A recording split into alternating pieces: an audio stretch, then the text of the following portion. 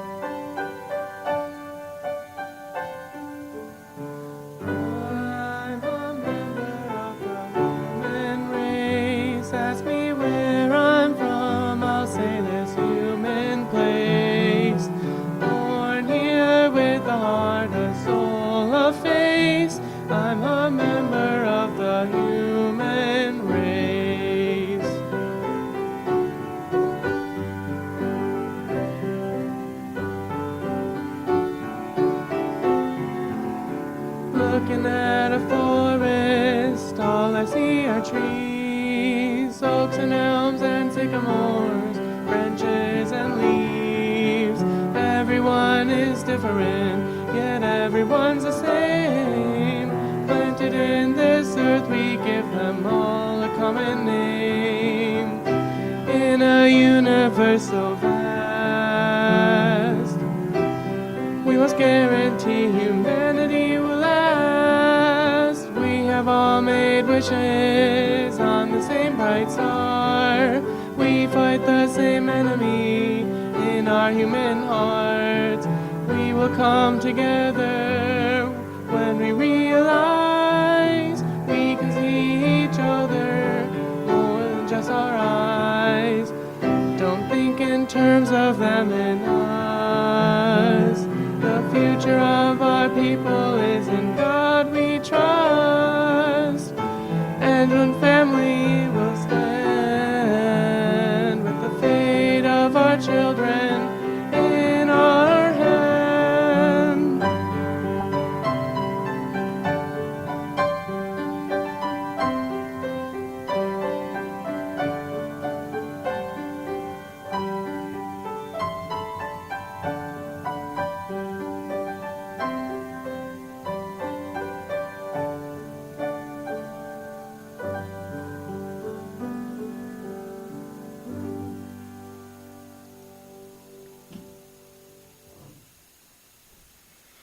Good morning. My name's Nancy Kelmy, and I'm happy I get to be your lay leader today. Welcome to our members and friends and guests in the sanctuary. and to those who are home joining us on Zoom and YouTube. The service will be broadcast live, and images of the congregation may be shared on Facebook and YouTube. So if you don't wish to be seen on social media, you can always take a seat at one of the back tables.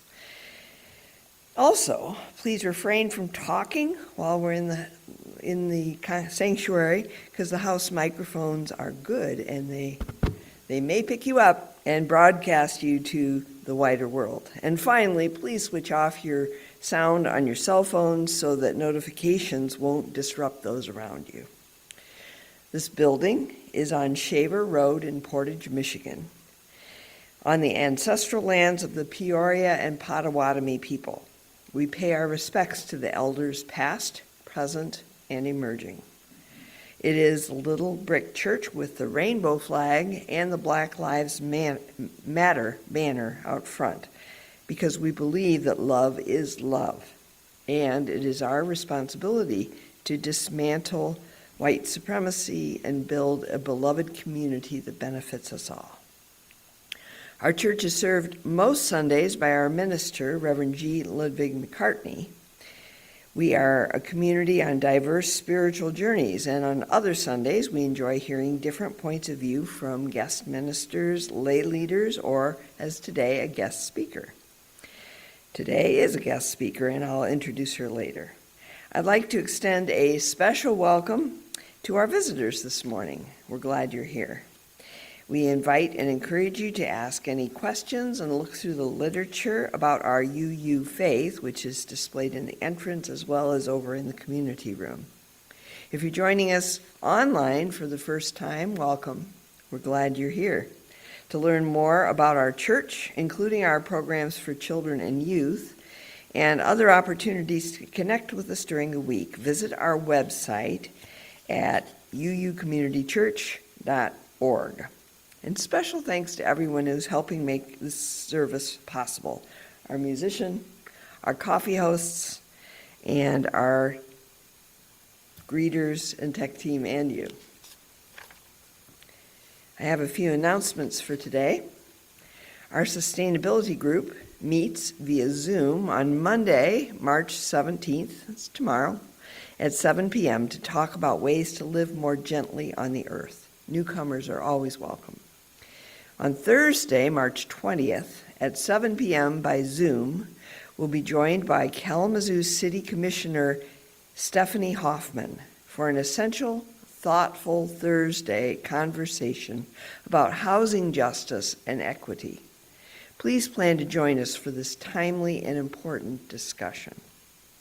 If you're looking to gain inspiration to create a visual roadmap for your future, of your dreams, and to connect with others on a journey of growth, please come to the UUCC Vision Board Workshop led by Catherine Reagans-Wilson on March 22nd from 9:30 a.m. to noon.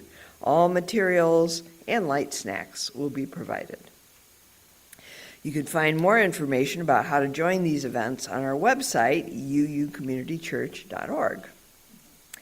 As many of you know, last night we had a big St. Patrick's Day celebration here with corned beef and cabbage and potatoes and carrots and dessert, and a live Irish band sitting in front of us. It was a lot of fun, and we're still decorated in Irish.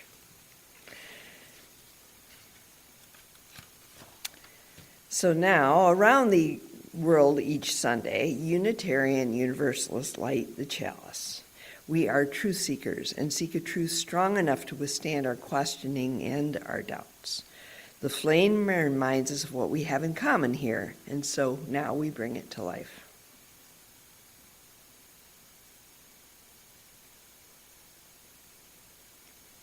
In the light of truth and the warmth of love, we gather to seek, to sustain, and to share. Today I have a reading in light of our current federal administration's efforts to erase any mention of transgender people. I have a reading from Lee Kinvey, they, them, the third sabbatical minister at the North Parish of North Andover, Maryland UU Church. And she's a music therapist at Care Dimensions Hospice. They told me I was a girl when I was born and every day after that. I tried so hard to be that for so long. But I've been out of place in women's bathrooms my whole life.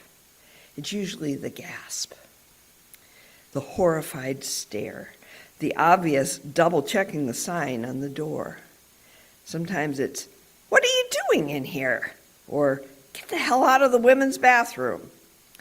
A dozen times I've been physically handled, shoved out the door, or groped roughly by women trying to prove their point.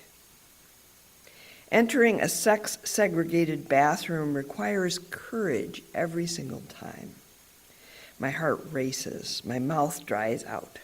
I lower my head, move as fast as I can, pitch my voice high if I have to speak, although I'm clear it doesn't work.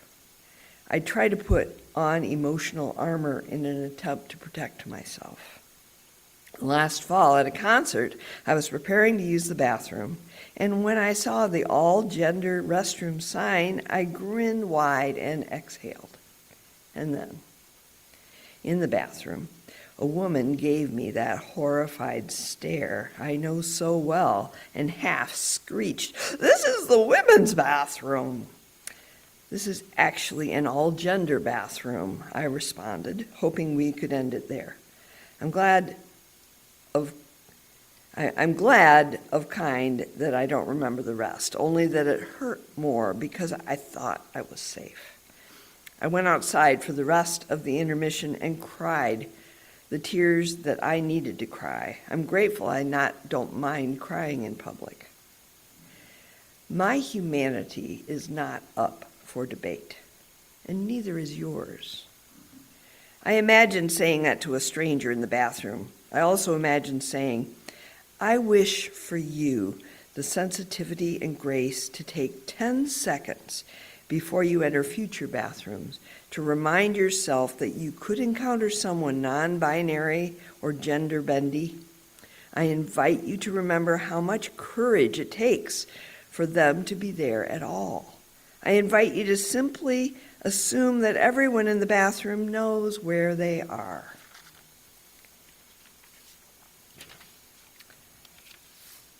Now a brief prayer from this minister. May we breathe into a moment of gentling.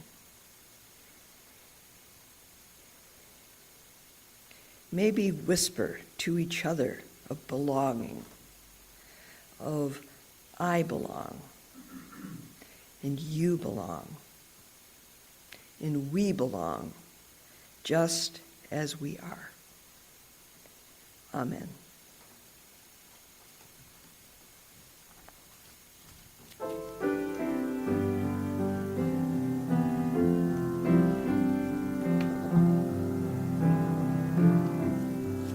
You might win a battle. You could win a race. You could outrun your rivals. Come in first place. You could lose your center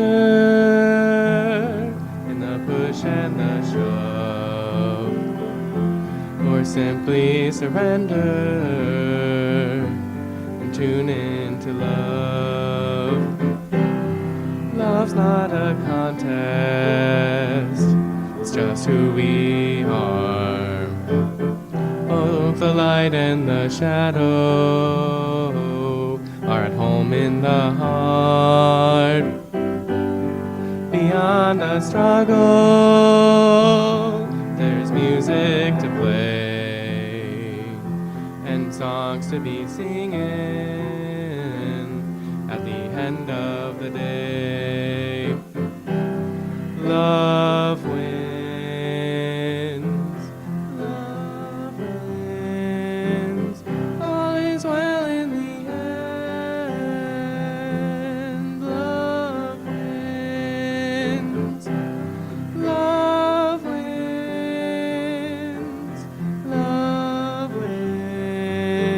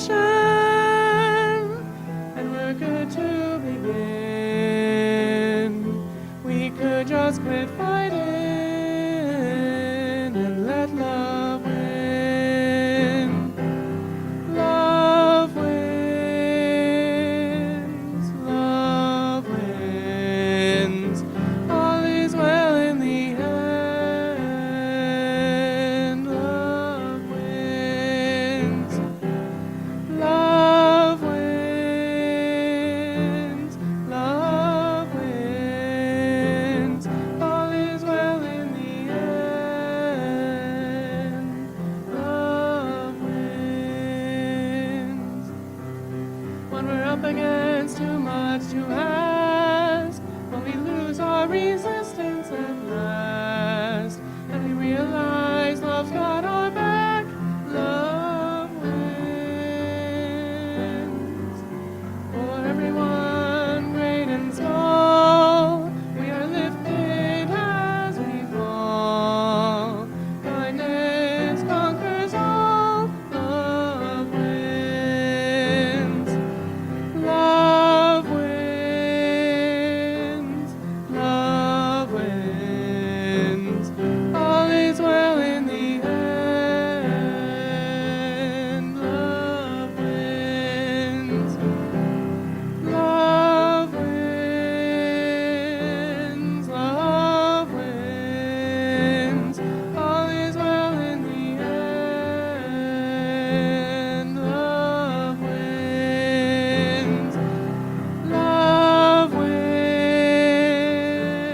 Love wins. All is well in the end. Love wins.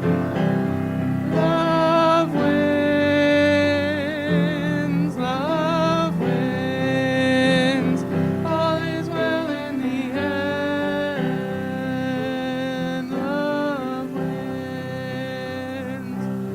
New life begins. Love wins.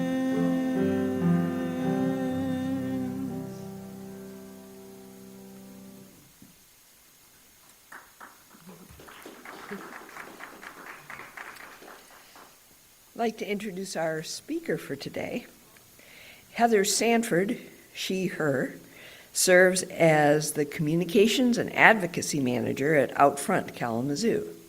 She also co-facilitates Outfront Kalamazoo's Proud Families program, which serves LGBTQIA+ families with youth ages 0 to 12. And today, Heather is going to speak on leading with love. Heather?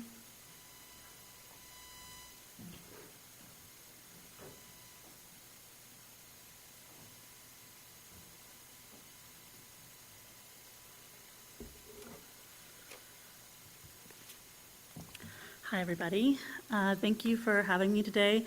Like was said, my name is Heather. I use she, her pronouns, and I am the Communications and Advocacy Manager at Outfront Kalamazoo. And I was invited to speak here today, I understand, as part of a series of sort of guest speakers in response to our current political climate. So I'm really grateful for the opportunity to be here. And I will be speaking today a little bit on religious trauma. So take care of yourself. If it's not too explicit, but take care of yourself as I'm sharing some stories from recent weeks. And thank you for being here with me today. Okay, so last week I received a postcard at work. It was addressed to me directly by name, and it said, "Repent and believe in the gospel." It was signed by Jesus himself. It was also postmarked from Santa Ana, California, which, as we all know, is where Jesus keeps his home office. There was also a postscript that said, "Jesus loves you," but I didn't, of course, believe for a moment that this postcard was a love note. If you subscribe to Outfront's Facebook page, you may have seen that one of our posts had a lot of attention last week. We're having a trans pool party at the YMCA next weekend, and the announcement post somehow made its way into a conservative group. In the blink of an eye, there were hundreds of comments on this post spewing hateful and hurtful rhetoric against the trans community. Many of these comments were directed at the YMCA, pointing out that the C in YMCA stands for Christian, and that it was a disgrace that a Christian organization would let trans people swim in their pool. Now, I don't have to stand up here and tell you that it's not every church. I know that there are congregations and faith leaders in the world and right here in the community, right here, who do not subscribe to the belief that being queer is a sin. But it's also not the norm. And the work of our Faith Alliance, of which this church is a member, is really unique and all the more powerful for that. When Joe extended an invitation for someone from Outfront to speak here today, I was the only member of our leadership team who felt comfortable agreeing to it, not because we have any reason to believe that we're not safe here in this particular church, but because so many of us have had so much religious trauma that it no longer matters whether the individual church is queer inclusive or not. After enough religious trauma, any church is just uncomfortable at best to be in. When I was originally planning my speech for today, I was thinking about this widespread religious trauma in the queer community. I was going to stand here today and talk about the great work that our Faith Alliance is doing to reclaim some of our faith-based spaces here in Kalamazoo, and the role that we at Outfront would love to see our local faith leaders play in the next 4 years as we navigate an administration that is explicitly targeting our community. But I was talking to a friend of mine last night. This friend grew up in the church and really got to experience the church as a community in a way that I've never personally had the pleasure of experiencing. He helped me realize that I was approaching today's talk from the wrong angle. So I'm not here today to talk to any of the figureheads of your congregation. I'm here to talk to all of you and hopefully inspire you to start some important conversations amongst yourselves that will continue after I've stepped down from this podium. So I'd like to use the bulk of my time today to actually ask you all some questions. I'll give you a few minutes after each question to turn to your neighbor, share some thoughts, and then I would love for a few volunteers to share so that everyone can hear if you feel brave enough and comfortable enough to do so. So I've got 3 different questions. I'll give about 2 or 3 minutes to talk amongst yourselves, and then we'll pause to share, and then I'll go to my next question, okay? So my first question asks you to bear witness to one another. That question is, why is it personally important to you that our community becomes a safer and more inclusive space for queer folks? And if it's not important to you, why do you think that might be? So I'm using my teacher tools here. I'm a teacher. I'm going to set a timer for 2 minutes to keep us on track. But please turn to your neighbors and reflect on that.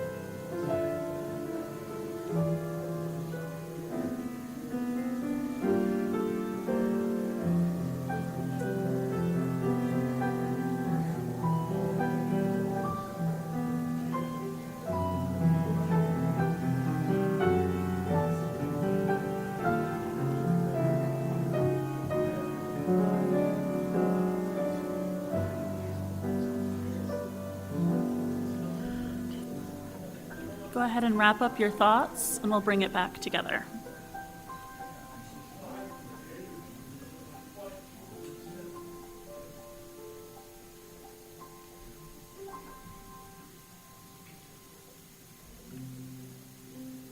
Awesome. I'd love to hear 1 or 2 voices that feel comfortable sharing what you talked about, why this cause is personally important to you.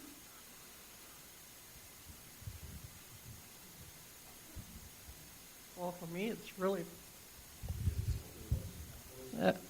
For me, it's really important because I'm queer. Yeah, that'll do it. And so, you know, it's always been a real accepting place, and going back many years, Unitarian, because it's an accepting place. Wonderful. Thank you. Thank you for sharing.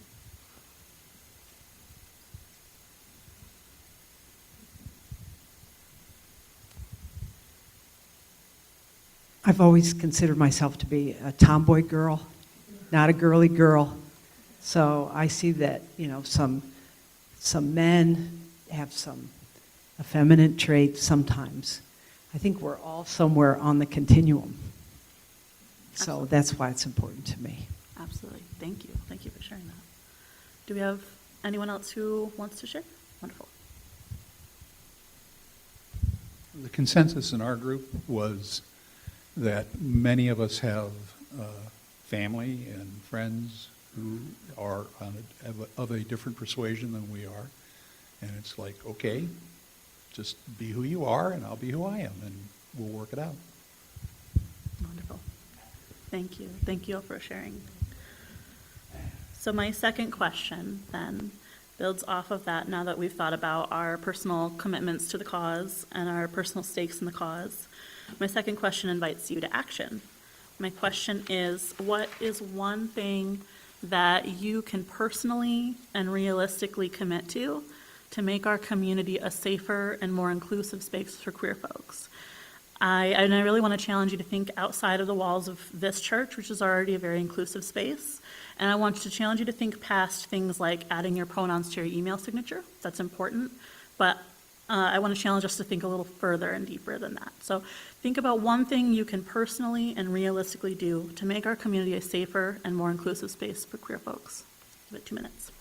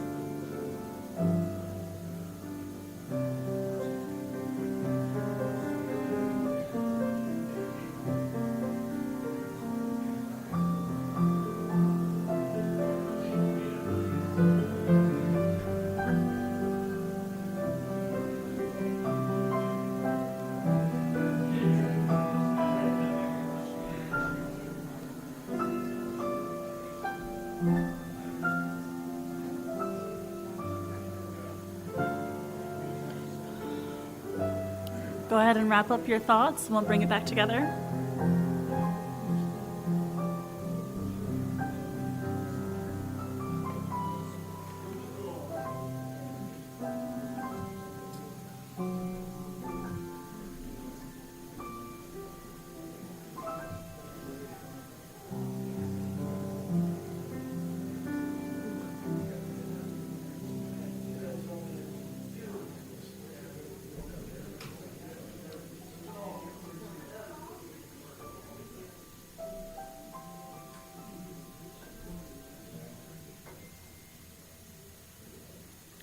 When we're ready, I'd love to hear some shares.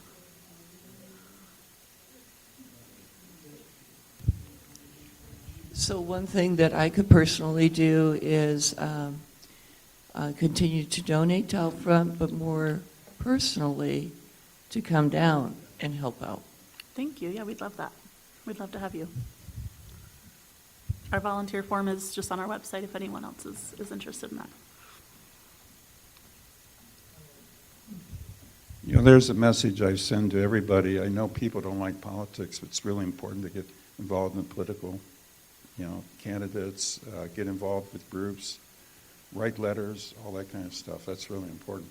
But I was mentioning to Darby, there was a woman, Christine Jorgensen. How many of you remember her?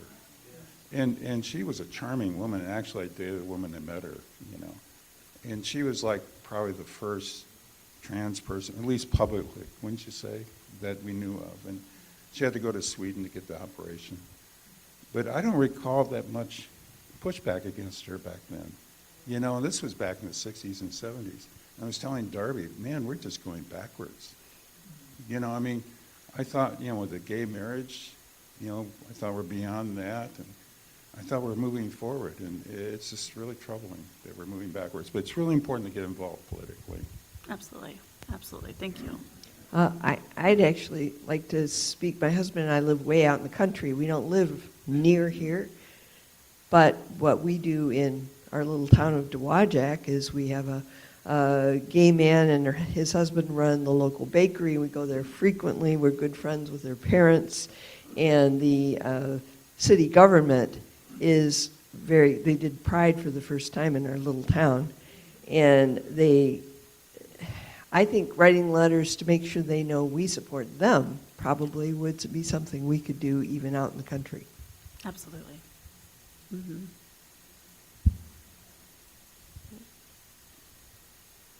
Wonderful. If we have anyone else who would love to share, I'd love to hear it. Otherwise, we can move to the next question. Awesome. That was all great. Donating, volunteering, getting politically involved, making sure that your vote counts, and lifting up queer businesses and queer families and folks in your community, your next door neighbors or people who live down the street or in the next town over. All of that is really important work.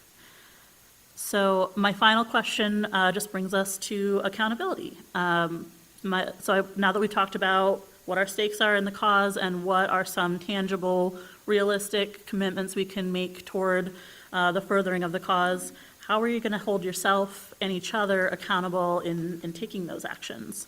When are you going to do it? How are you going to do it? What support do you need from each other to make sure that you're continuing to have forward movement on those commitments that we're making today? How are you going to hold yourself and each other accountable in those action plans? Let's take another 2 minutes.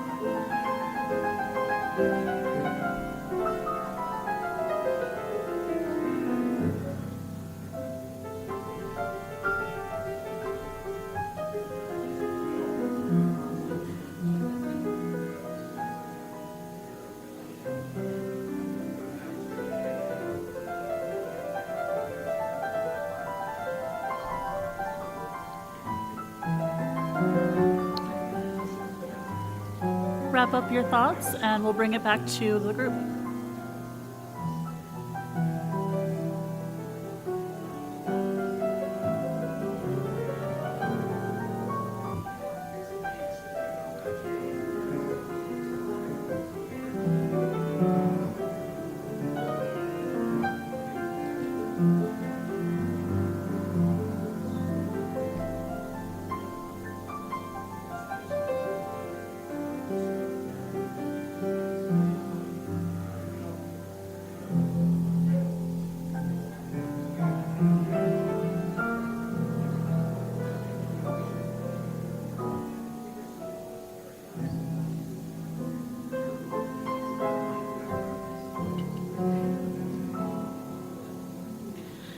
When we feel ready, I'd love to hear a couple of brave voices sharing their accountability plans.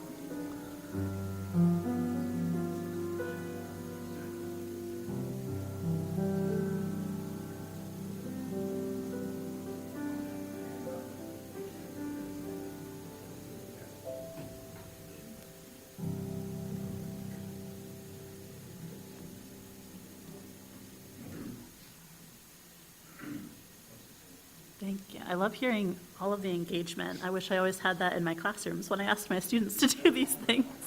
Do you have a couple of folks who feel brave to share your accountability plans?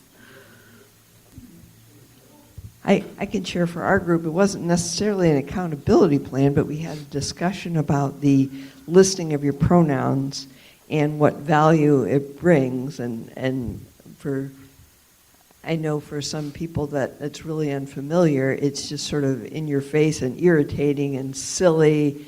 And as Justin suggested, it's a way to kind of normalize the stopping to thinking. Absolutely. And realize that. And so I used to have it on my name tag, and I got a new name tag, and I didn't think I'd put it because it's sort of messy.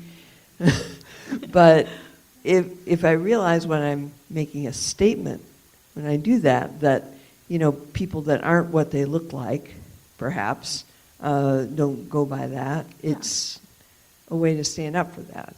Yeah, absolutely. Remembering your why is, I think, a really good piece of accountability, too. When you forget why you were doing something, or you just need to find your feet in it again. Remembering your why, just like that. That's a great example. Anyone else feel comfy sharing?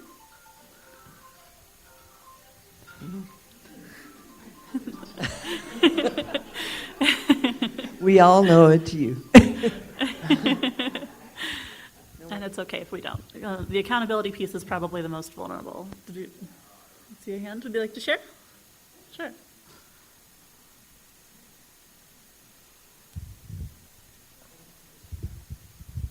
Hello, testing. There we go. So, I don't know, maybe this isn't the happiest thing to share, but just a thought I've had kind of related to this, and something that I'm just starting to talk about with some of my friends in my own life, who are somewhere in the general, the non-cis straight area, is that I've, in some ways seen things get better, but also a lot of time in my life as a younger person has kind of just been a disappointing series of watching the United States kind of fracturing and not working well and just continuing to kind of get worse. So, I don't know, my genuine advice to them, and something I'm also following in my own life, is to just be cognizant of the fact that there are a lot of people out there who don't wish you well, and to, find out who is actually your friend, and to be willing to lean on them for support, but also to try to work things out in your own life so you have some mobility, so you have flexibility, so that you don't need to feel trapped in one place, just waiting and hoping for things to get better, to try to get some skills or some knowledge or something that maybe you could leverage to get somewhere else. Yeah, absolutely. Thank you for sharing that. I think you left up an important point about finding your community, finding your people to do this work with, whether you identify within the queer community or whether you are an ally or an accomplice to the work. Finding people to do this with you is a really great way to keep your momentum. It's a lot harder to do this work alone. We'd love to have you out front. The work that y'all do here in this congregation is great work too. The reason that I wanted y'all to talk to each other so much today is because I want you to get that momentum today. And if you didn't know your neighbor well before today, maybe you know them a little better now, and you can build that momentum together. I invite you to build on what you talked about with each other today. And if you're watching at home, I hope that this maybe inspired you to talk to someone around you or near you, or have those conversations soon if you're watching by yourself today. But I think that actually gives me a really great foot to leave this off on, that this work can't happen in isolation. We have to do it together. We're strongest together. And I'm really grateful to have been here, to have been invited here today to get those conversations rolling and build on what you've already talked about as a community, and maybe take you the next step in that direction. So that's all I have today. Thank you so much.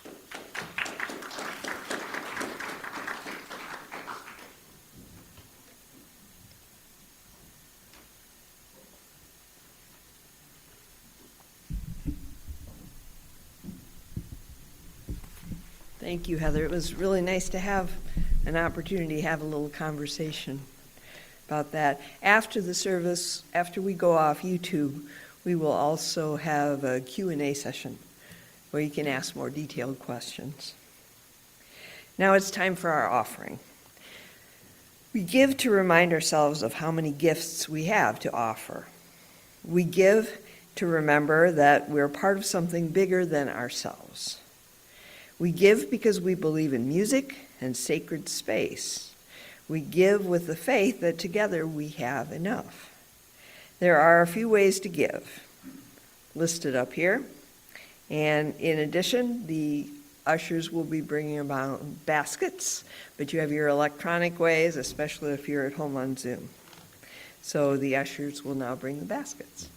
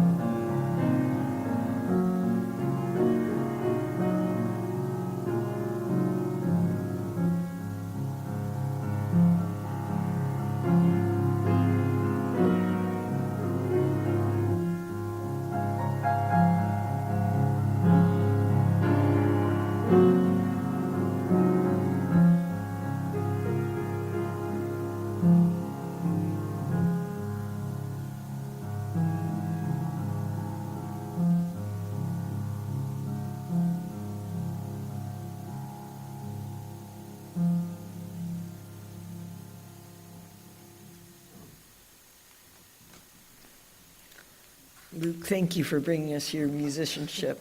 You're such a good pianist. As we extinguish the chalice, let us remember to keep the flame awake and alive in our souls, and let the light of the chalice bind us together, showing us the way. We extinguish this flame, but not the light of truth, the warmth of community, or the fire of commitment. These we carry in our hearts until we are together again. Closing words are by Unitarian Universalist minister Wayne B. Aronson. Take courage, friends. The way is often hard, the path is never clear, and the stakes are very high. Take courage, for deep down, there is another truth. You are not alone.